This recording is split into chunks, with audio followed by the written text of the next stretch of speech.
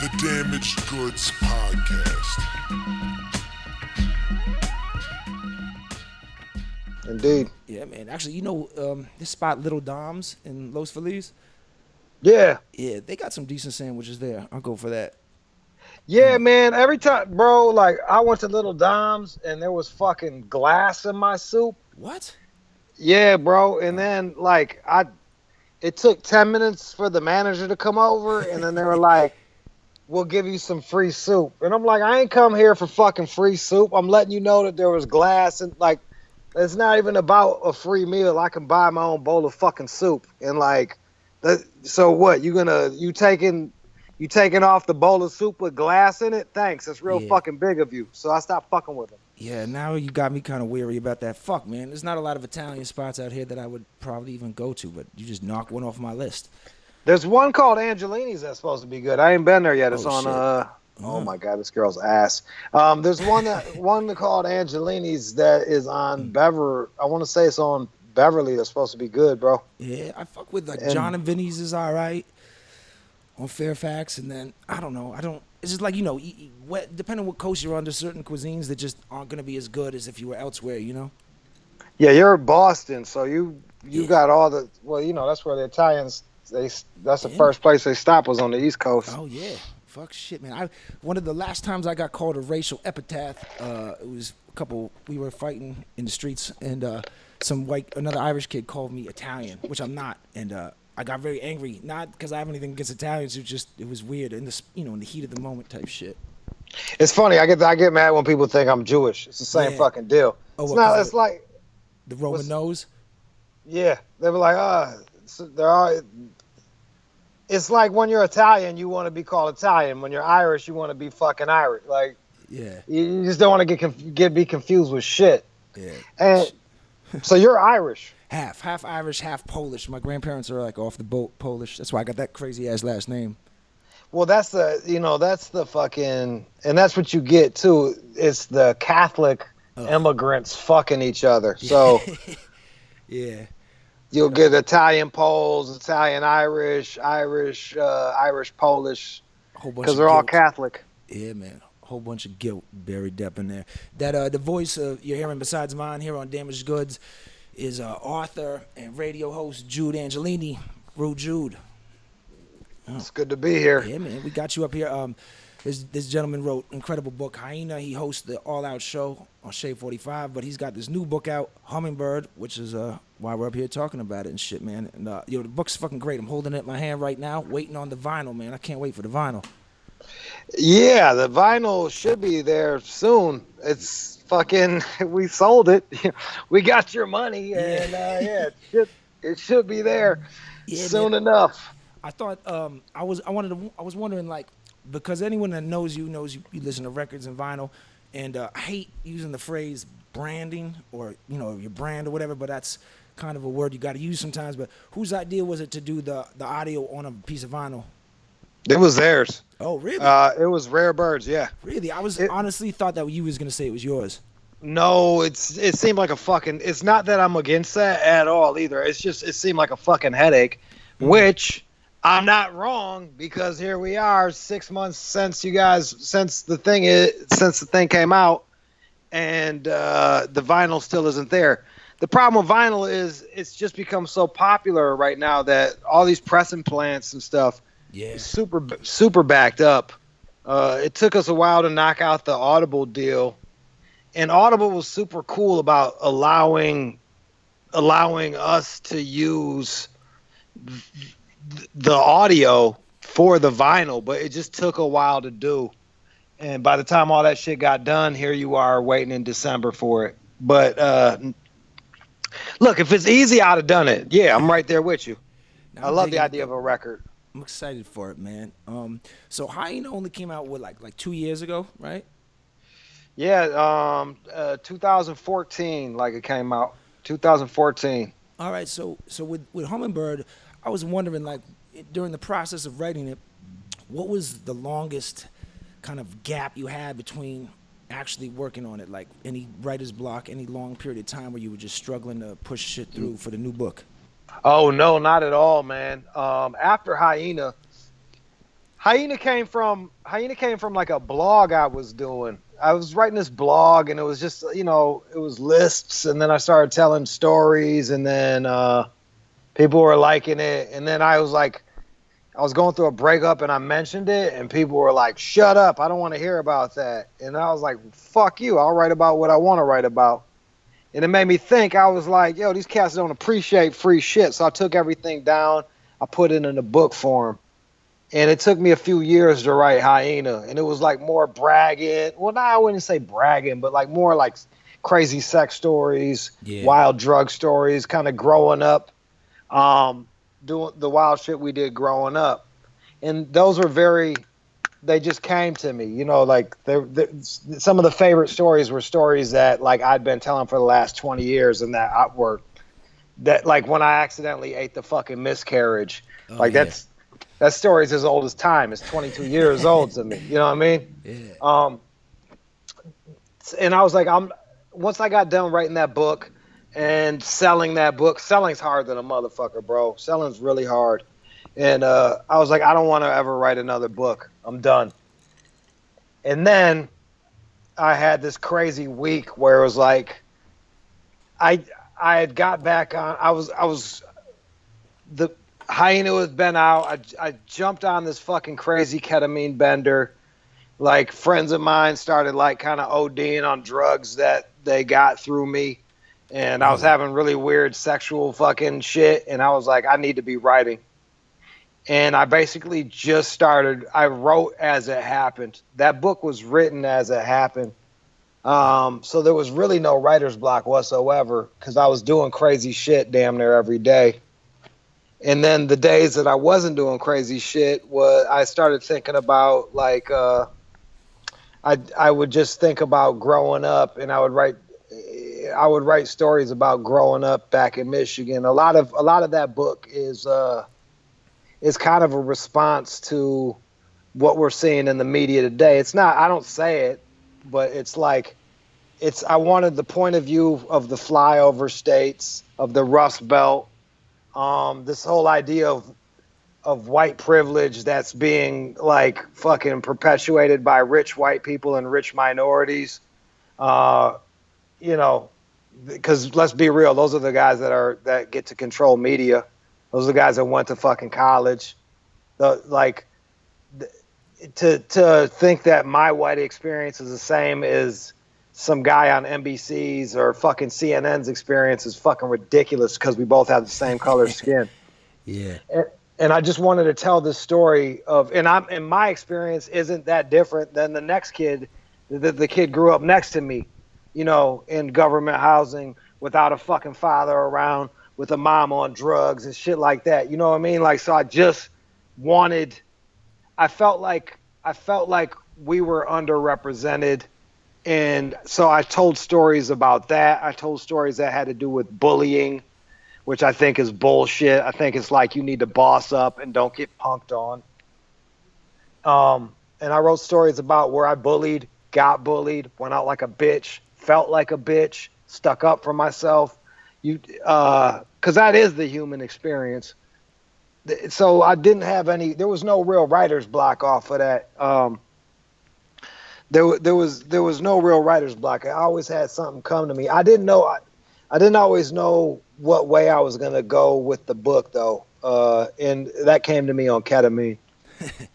Dude, some of the best ideas come in moments like that, man. Shit, I confessed to my girlfriend that I had left her and cheated on her and had an affair after drinking ayahuasca. She had no clue, and I just came with that idea of just divulging that information. So was that a good idea? How did that work out? Yes, but for 2 years I was miserable. So yeah.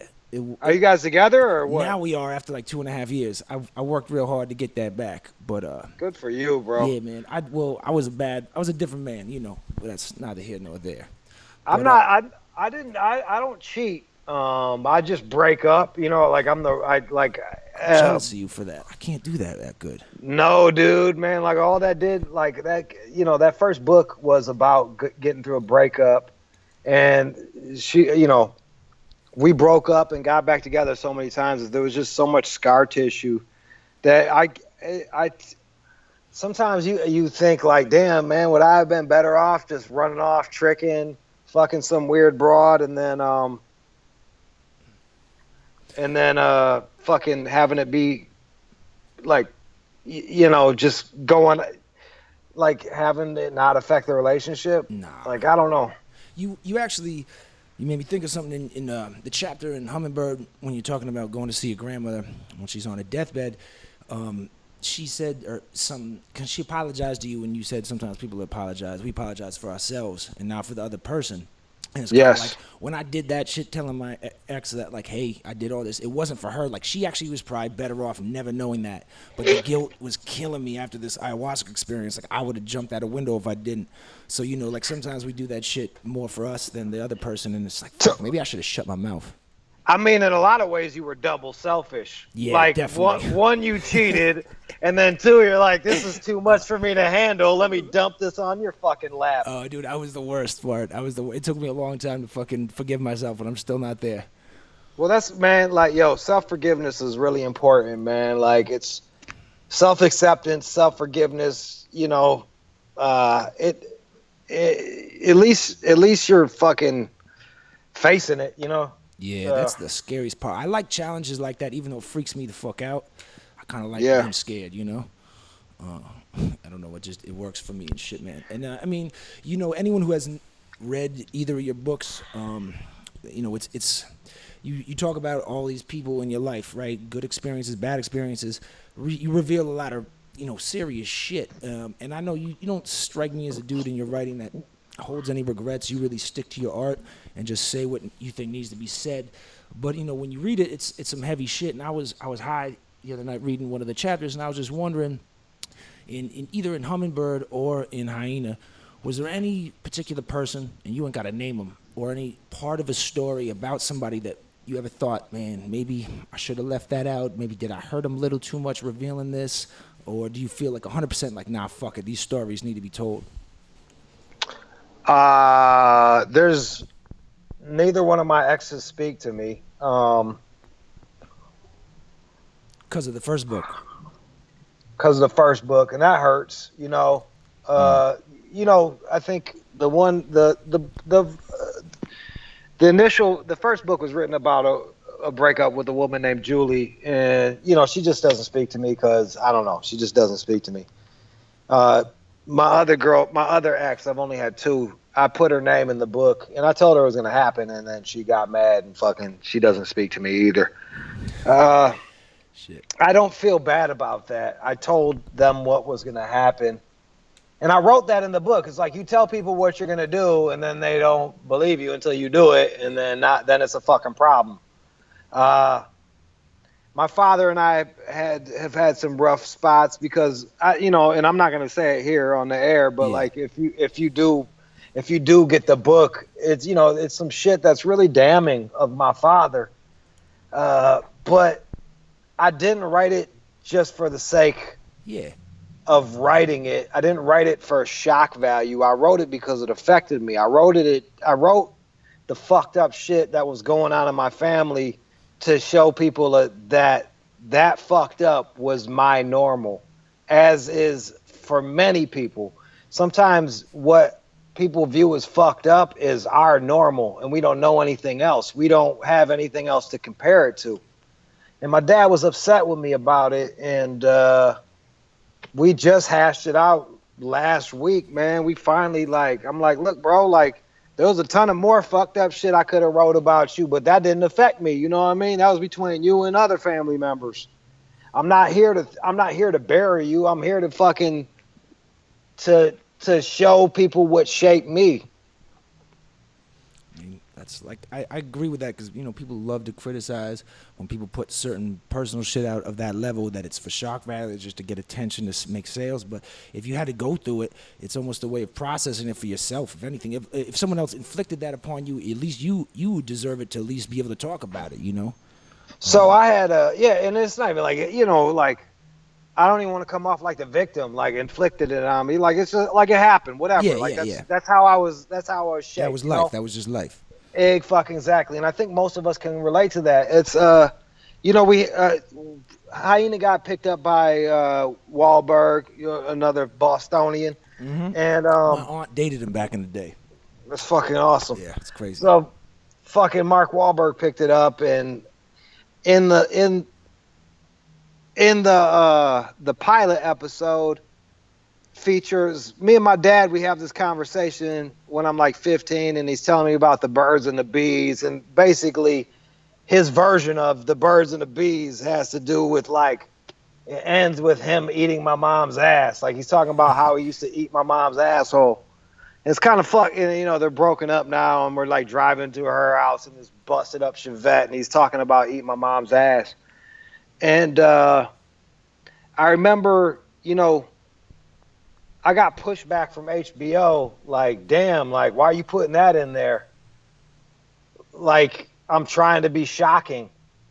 And I'm like, yo, this isn't a girls episode where I'm like writing like this shit to fucking for water cooler talk the next day. Like, I'm writing to show you that is my normal. That is my relationship with my father. That is how I learned how to fucking deal with women. Like it's deeper than just about eating a fucking asshole, man. It's deeper than this shock value shit. But a lot of people get hung up on like these words. Yeah, semantics gather attention, man. People are always triggered by certain things and visual images they conjure up. Instead of really looking at the context and looking below. And that's frustrating for me. I'm surprised how many people who are fucking educated are fucking ignorant and dumb. I wouldn't even call it ignorant. They're educated and fucking not that bright. Yeah, man. Well, book smarts and just common sense and street smarts are all separated. Like, people are not gonna have them all, and it's tough when it comes to art. People totally miss the point of art sometimes. They get offended. They want to censor. They want to make borders for what art can be, but that's not art. No, totally. And that's the thing. And like, look, man, when you do your podcast and you put that shit out there, like, it's not yours anymore. It's people are going to take this conversation and they're going to take what they get, whatever they need from this conversation. That's what they're going to get from it. And that's part of creating art. You put it out there. Some people get it. Some people don't. I talk about the reason, like all these reasons why I wrote the book, and like most of the people I talk to, those reasons have totally escaped them. You know what I mean? Like they miss all these points that I'm fucking dropping in because I don't hit them over the head with it. I just show them by example, and they totally miss all these fucking points. So what are you gonna do? I mean, yeah, it's like you can't, like you said, once it's out of your hands, it's just the people are gonna do what they will with it.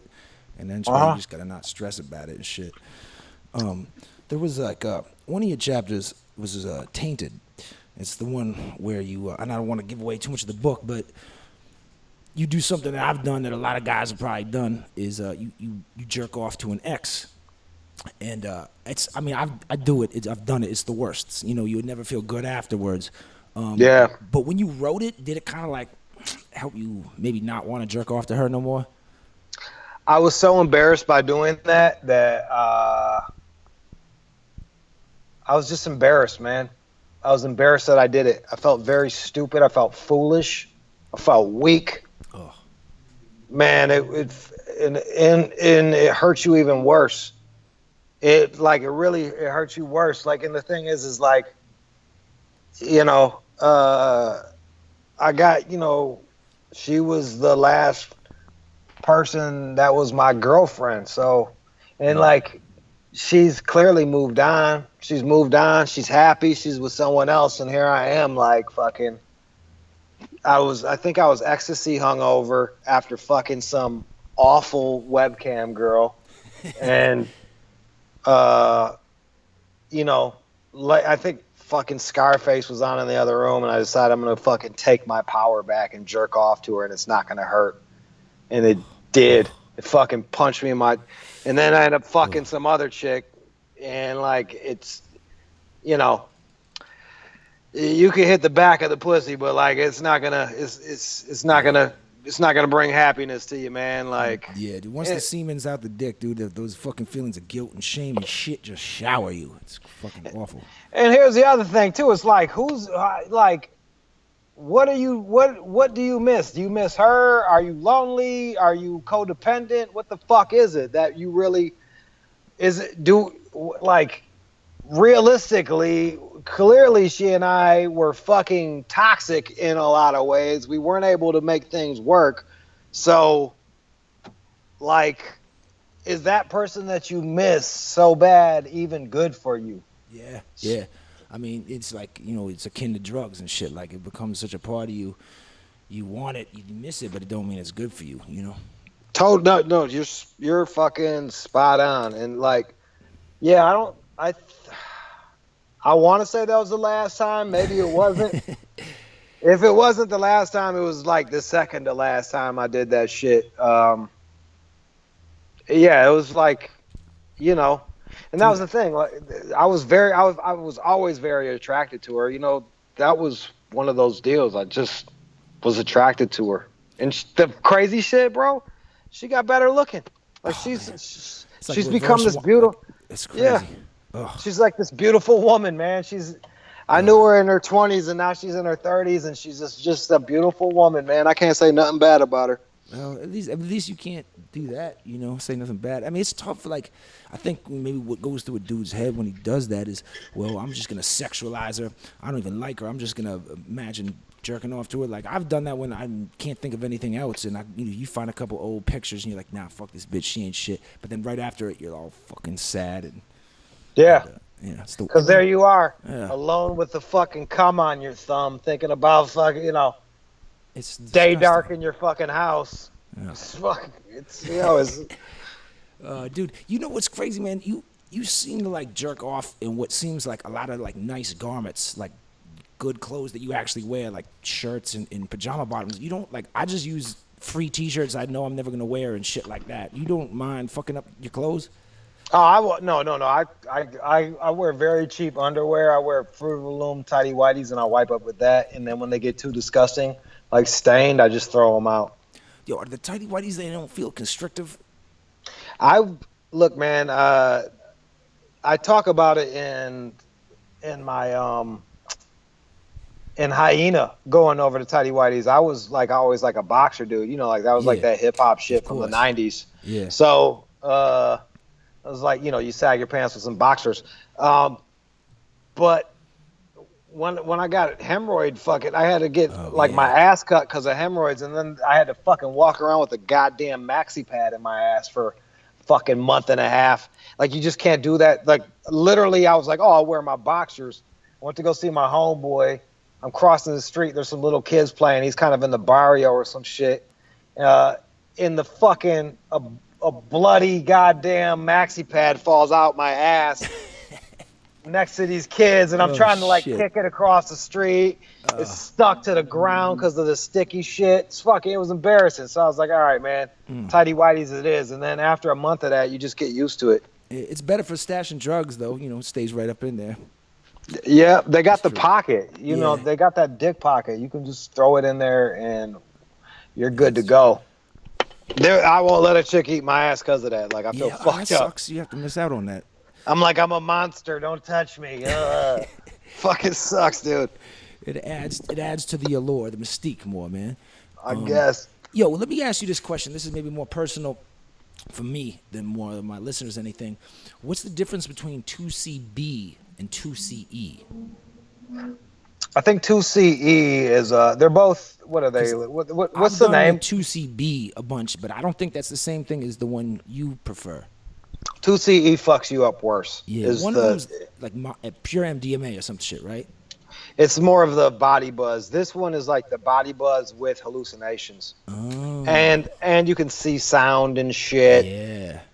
Like I've been on that shit, and like you put on music, you just zone out to it. Like I was, it's almost like a weird TV show in your head. Like, you shut your eyes and just go places. Like, I've been a metal bug. I've been a Mexican lesbian. I've been a fucking ice cream cone. It's just, I was a black lawyer in the South in a speakeasy. That's the best one. Like, it was crazy, dude. Like, that's yeah, the it was best crazy. one. Fuck, I want to be that. That was the Coltrane. It was crazy. It was like the sun was set, and I was in a speakeasy banging out this chick, and it was happening while I was fucking too. So it was awesome. Yeah. The And then when the crazy. music changes, and then your vision changes. It's fucking nuts. It's a fun one, man. The ones I had, the 2CB ones, it was like these red pills. One looked like a happy clown face, and one was the sad clown face. And me and my boy were gonna fuck with him, and I told him we have to split him in half with a pill guillotine because I don't want to take the whole sad face clown and you get the whole happy face clown. So we gotta have to share these. But it was great. We were running around Portland, flying around, walking by all these little vegan strip bars and shit like that. It was good times. It sounds kind of fun, bro. Like, I wish I didn't have to go back to work all the time and like do radio shows, or else I'd probably do crazy. I don't wish that. Like, I'm happy to have my job, but it really is. It was really made me like kind of chill out on my drug intake. You can't be totally hungover the next day. Yeah, you got. I mean, it keeps you semi-focused, right? And then it probably makes the times when you do get to wild out more fun because you look forward to it. Like, look, about to do this shit, about to get all crazy. The other thing for me is I kind of got like I don't know how to do drugs and not fuck, so that really stops me from doing drugs. Like, if I can't fuck with it, I'm good. Is that why you don't drink or do coke or anything? I don't drink because it causes depression. In me it does. And then I don't do coke because I just know my personality, and I don't want to be a cokehead. Devising business plans at 4 a.m. with people you don't know and shit. Oh my God, dude. That was the first time, like, I'm sure I'd been around coke, but like cats didn't party too crazy. And when I was coming up, like where I was at, it was like mostly, beer, like alcohol and blunts and shit. Yeah. And, a couple kids that do fucking acid and mushrooms, and some of the kids were junkies, but the coke was always done in the bathroom, it was never around me. Yes. That's why it's fun, though, because you're, like, hiding it from somebody. You're being, like, a secret agent. You got to be doing it on the low. I like that aspect about it. I mean, I don't blame you. It is kind of well, when I came out to L.A., it wasn't like that. People were fucking flagrant. And the first time I was around it, they don't give a fuck. No, they don't. It was like, I got out here, and it was, like, right after 9/11, and I was at some after party at the stripper's house, and they broke out the plate.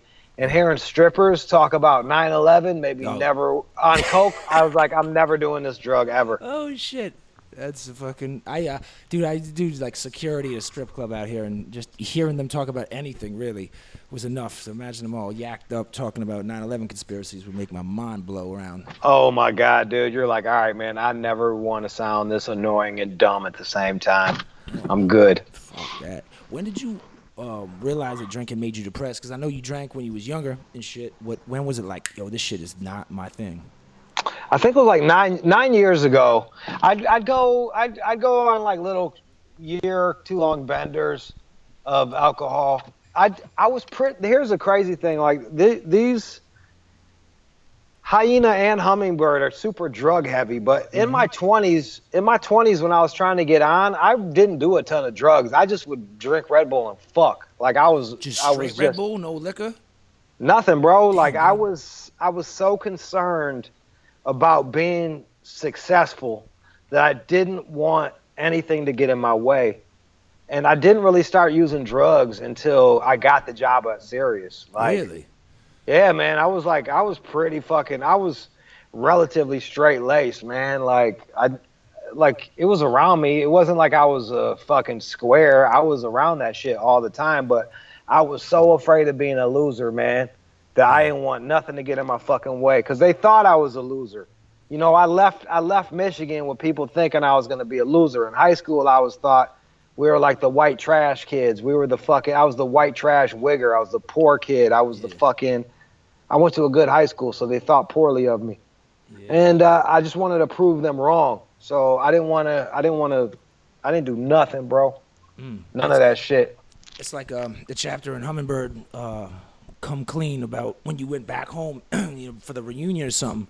And it's like you're feeling good, you're feeling successful, and then you actually talk about seeing this girl that you knew that you dogged, clowned when you were younger, then kind of got cool with, and you see her. And dude, that chapter was, I think anybody who's moved away from their home to a bigger city, maybe moved on to better things, like, it's depressing when you go home, dude. It's fucking, you see people all fucked up that you hoped weren't going to be like that, and it's fucking makes you just not want to go back home no more, you know? It's tough, yeah. Even like you avoid friends that you are super tight with because it's like, it's you know, you've run out of fucking things that you have in common with them.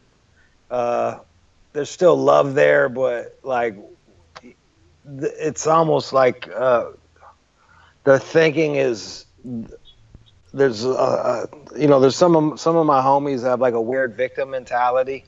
Yeah, And it's just people owe them like shit. The world owes them some shit. yeah, and it's just like, man, just fucking go get it. Even if someone does owe you shit, you're not getting it. So Yeah. fucking, you gotta go.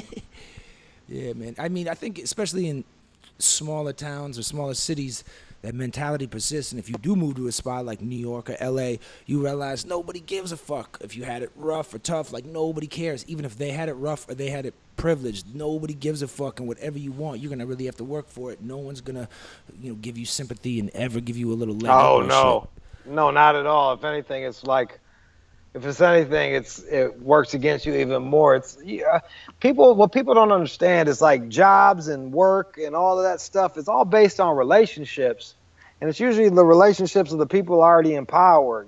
So I got friends that go to Yale, that went to Yale, and they're not smarter than me, and I love them to death, so I'm not shitting on them. But it's like, yo, they pass jobs back and forth to each other. It's legacy shit. That's how it's like European families inbreeding back in the day. Yeah, royalty. Straight up, dude. Like this is it's all about relationships. So like if you're coming in without these relationships, you gotta hustle extra hard. Like and you can't be like, oh, my dad didn't hug me enough when I was young. Like they don't give a fuck about that. That's true. Like, they don't care about that. They're looking out for one another. It's a cold wake up call when you realize that for certain cats, they was hoping Bro, to get accepted. Yeah, man, like that's what this. Look, man, hustle will get you places. Hard work will get you places, but it's not the only ingredient. It's like you gotta be creative in the way you get after things. You have to be good with other people. There's all this other shit that is involved. Like every job I've ever gotten is based on a relationship. Yeah. The job, sure. the job I got at fucking with Eminem. Yeah, serious. It's because my homeboy got me Paul Rosenberg's my homeboy Mikey got me Paul Rosenberg's email address, and I pitched the fucking show, and M used to watch me on fucking, you know what I mean? Like, it wasn't direct nepotism, but my homeboy knew I knew somebody that knew somebody to get my idea there. Shit. I mean, that's like when you get an opportunity like that, you just got to take advantage of it and seize it. And you were mentioning, like it's more than hard work. It's being creative. It's relationships. But I come to find it's also all of that shit plus timing. Like you can have all of the relationships and the talent, the creativity, but it could be the wrong time for what you're trying to do. And I mean, like, you've been a radio host for what, like 15 years, 14 or something like that? Yeah, bro. And so, or 13, yeah. Do you ever wonder, like, if Jude came out a year ago, would it be different, Because, I mean, the climate of things is a lot different than it used to be, especially the last couple of years, Yeah, bro, like, it's yes and no. It's like one of those deals where it's like, well, the HBO deal that got passed on, it took forever to get the contracts right. It took forever for them to get the fucking pilot fucking okayed. Like that process took a year and a half. And in that year and a half, the whole landscape of what they were looking for in television changed. Like, if you look at the new things that they're bringing on, they're not looking for heterosexual Caucasian male. Yeah, like it totally and it sucks that I've been reduced to that. It's that deductive. That it's like, oh, check. You know what I mean? Like that's fucking diversity is beyond just skin tone and fucking where do you decide to put your genitals. But unfortunately for me, that played a part. And look, man, I can't say that was the only thing. Like, perhaps, like maybe, I'm not gonna blame all that shit on that, but like timing, that did really affect the timing, like the land, just what happened. Hey, but like, maybe my pilot wasn't tight enough though. Like, True. I'm not gonna sit there and blame fucking society because I'm not on. Maybe my pilot wasn't tight enough. Maybe it needed to be funnier. Maybe it shouldn't have been as broad. Maybe it needed to be more specific. Who the fuck knows? All I do know is, fuck, man. Like, I really wish that I would really like to be on TV, man. That would have put me in a different echelon. For sure, but it probably makes you probably working even harder now, right? You just going still tough with it. Look, man, I work. I work with a mixture of insecurity and love for creating. I'm insecure about my future, and I think that it's like that for many people that grew up not having. They're constantly trying to compensate for that, right? Yeah, or they do not want to be in that situation again. My sister and I are both like that, and we react to it differently. My sister's great with money. She can save money like a motherfucker. I got a great job, and she probably has the exact same amount of money in her bank account that I have. You know what I mean? Like, because she's so aware of budgeting and not being, and that's her insecurity about being poor. My insecurity about being poor is like, I gotta make more. Yeah. I gotta buy things that show people that I'm not poor. You know what I mean? Like, it's another thing that comes out. But at the end of the day, I'm still gonna grind. I'm not gonna stop. Yeah, and I'd say, your insecurities are like palpable in your writing. Like, you can feel them, you understand them, and I think that's, at least for me, that's one of the things that makes your writing so attractive, because I know I have a grip of my own, and I put them out there in the other things I do, and it helps me deal with them. But I think people get attracted to that either one or two reasons. One, they're in awe that this dude has got this life that they perceive to be wild and crazy or wacky or whatever, and he's so insecure and he's saying these things. Oh my God, how could he say those things? And in their head they're thinking, God, I could never talk about that type of shit openly. And then other people see it and they're like, fuck, that's like empowering, or at least I don't feel so alone because I'm dealing with the same type of shit and the same insecurities, and it makes you feel a little more comfortable about having those. There's strength and vulnerability. For sure. Like, but that being said, I was, it was scary putting that shit out there. Like, I'm not going to say I was all the way comfortable with that shit. I was scared as hell putting that shit out there. Even more so with Hummingbird than Hyena, because Hummingbird's tone is a bit different. It's still jokes and shit, but it's dark, bro. It's a little more, I don't mean dense in a bad way, but it's a little more to digest. And I read it slower than Hyena, because it was a little more dark, and there's certain undertones that you start to pick up on when you read a little slower. Yeah, exactly. And look, man, and that is what I say. I tell people all the fucking time. I'm like, read the book slow, man, or read it twice. Yeah. Because there is, in the style of writing that I'm attracted to, that I do, I don't waste words. So all this skimming and speed reading, you're doing yourself a disservice. Like, there's no word wasting here, man. Like, truly less is more, man. Like, I think whether it's you or whoever helps you edit, I think you guys or yourself do a great job of just putting in the most important shit. It comes across. There's no fucking, I don't know, filler. If it was I an edit. album, Well, the thing was that was editing, and that the way I edited it was nobody wants to hear this shit. So I'm like, who the fuck wants to hear this? Okay, so if I'm saying that thing twice, they extra don't want to hear it the second time. So get it the fuck out. Get it out. Get it down. Pare it down. Like, that was my approach. It was like, pare that shit down. Don't waste people's time. And I think, to be all the way real with you, I think doing a radio show really helped me with that. Because it's like, get to the fucking point. Because I doing a pseudo talk show on a rap station, you always feel like you're a visitor in your own home. You feel like half the people are on there waiting for you to shut the fuck up so that they can hear a fucking Lil Yachty song or some shit like that. Yeah. I mean, you must have to work around like those kind of time parameters that they got and fucking or there's no ads on Shade 45, but the songs you guys always got to play and you got to cut your bits short and shit like that. I mean, we've gotten into, we'll let it run longer, but trust me, it's in the back of my mind while it's running longer that this is running longer. And I think because that's my approach for on the air, that was also my approach in my writing.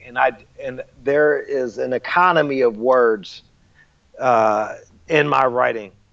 Every single word counts. I don't waste a fucking word.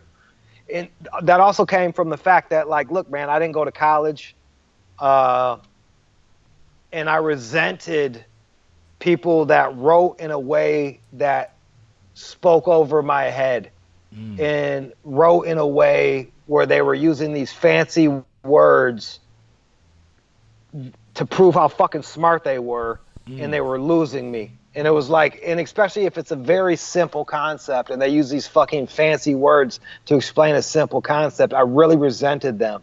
Yeah. One, because it made me feel insecure, and two, because I was like, I'm just watching you fucking jerk off. Yeah, so it's isolating to the reader. But the thing is like, that's a literary world. That's the literary world, and that's why I'm having such a hard time getting into dealing with the literati. Because I don't speak their language. And it doesn't mean like, yo, dude, look, man, I'm learning how to write. I'm a beginning writer, but I'll put my fucking books up against anybody in my fucking genre, dude. Like, I stand by my shit. Like, that's my voice. That's my shit. So to be dismissed by bookstores is fucking annoying because I don't use enough big words. I don't use flowery fucking language. Like, fuck out of here. There's like a lot of circle jerking. I mean, there's that saying where like a wise man says a lot with a very few words and a fool says very little with a lot of words. And it's the truth, yeah. There's a ton. Yeah, it's there's wit and brevity or some shit like that. I don't know.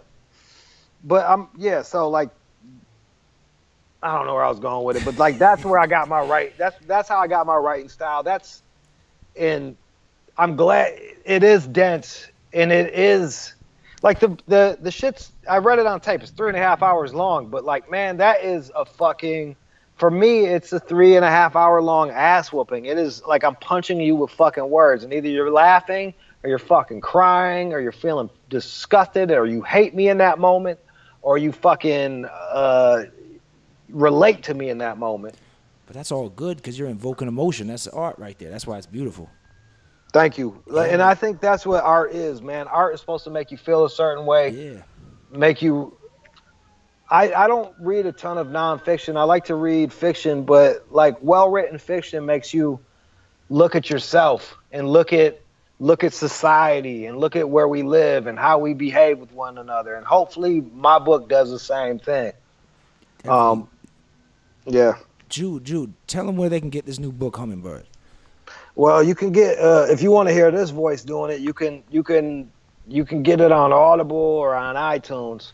And if you want to actually read it for yourself and really have it in your hand,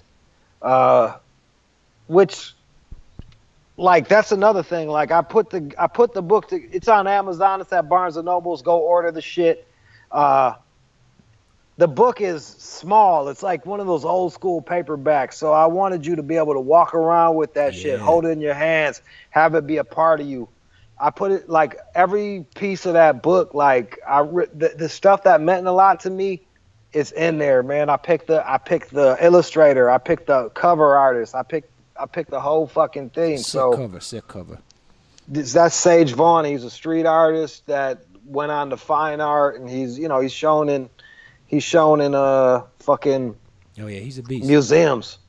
He's a fucking great guy. I was supposed to go to his art opening tonight, and it turns out it was last night. So I'm sitting on the side of Melrose I'm sitting on the side of fucking Melrose, was waiting for his art thing to start, and it turns out it was yesterday. Fuck. I know, whatever. But shout out to Sage Vaughn. You should follow him at Sage Vaughn. And then Ruby Roth is the illustrator. I wanted a woman to illustrate the book because it is a bit more, to me, it's a bit more vulnerable than Hyena is. It's a great book, man. I'm glad it's out there, man. Jude Angelini, Rude Jude, thanks for being on Damaged Goods, man. Thanks for your time, man. Everyone go get that fucking book. Follow Jude on all the social media, interwebs and such, and all that good stuff. Straight up, man. Like, look, man, you vote with your fucking dollars. You're mad that motherfuckers aren't writing enough books that speak to you. Well, when those books that speak to you, that are talking to the fucking, that are talking to you, talking to the degenerates in middle America and the fucking non-college graduates, or even the college graduates with the fucking hole in their heart, you gotta vote for it with your fucking dollar. Shit, man, go get that book, man. Go get that fucking Hummingbird. Thank you so much, Jude. Appreciate your time. My man. All right.